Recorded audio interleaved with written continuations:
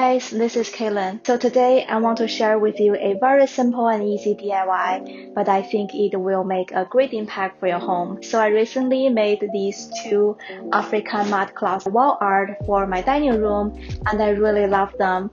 The process was really easy and it doesn't require any special materials or tools.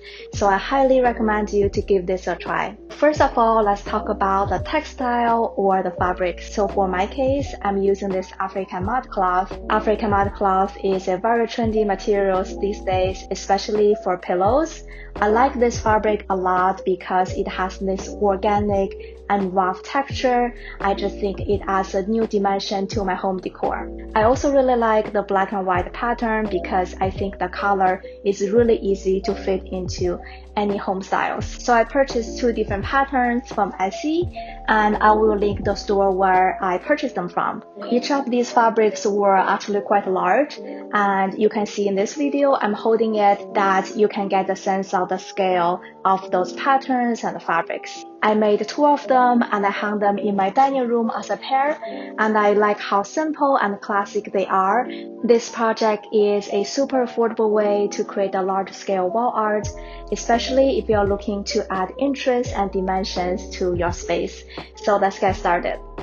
So to create the framed textile art, I first need to get the fabric to the correct size that will fit into my existing frames. African mudcloths were made from narrow panels that were stitched together by these wide zigzag stitches. So instead of cutting them using a scissor, I decided to break some of those stitches.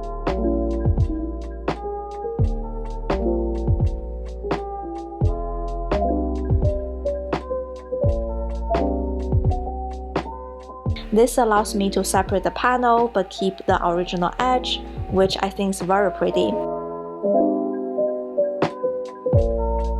For the height though, I had to cut them to the right length, but to create this organic found object feeling, I decided to free the edge of the top and bottom of this piece.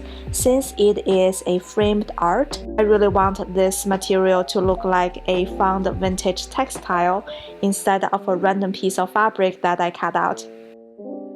When I'm creating the frayed edge, I made sure to vary the finish a little bit and also sometimes leaving some loose thread hanging there.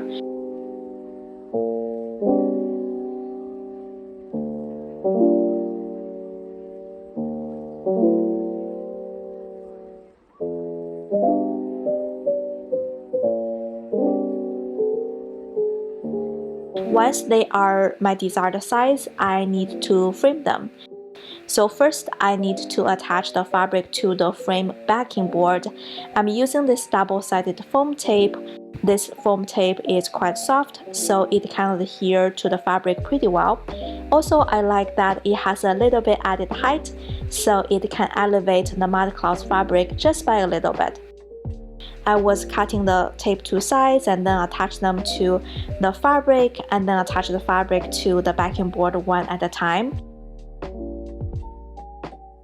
When I'm pressing it down, I try to make sure that the fabric can lay pretty flat without any wrinkles. Sometimes I need to remove the fabric just by a little bit and then repress them to achieve my desired look. And I'm using the same method for other three edges.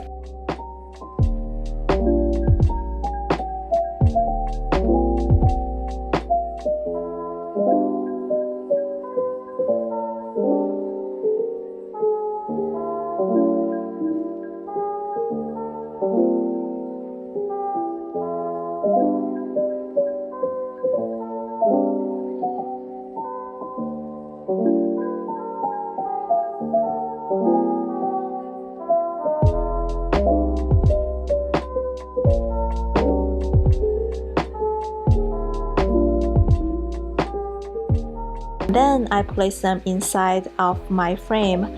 The frame I'm using is quite old. The back was actually attached by those picture frame backing tapes. So I got this turn button screws from Amazon and added to the back of the frame so that I can replace the art inside pretty easily in the future.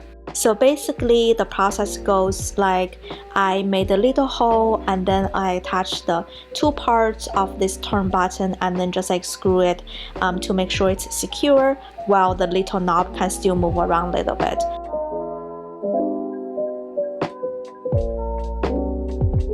And this is what the finished Mudcloth wall art looks like.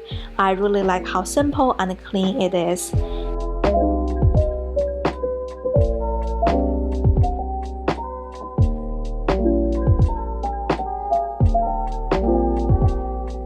I hope you enjoyed this video, and if you do, be sure to leave a like and subscribe to my channel for more DIY and home decor ideas. See you next time. Bye.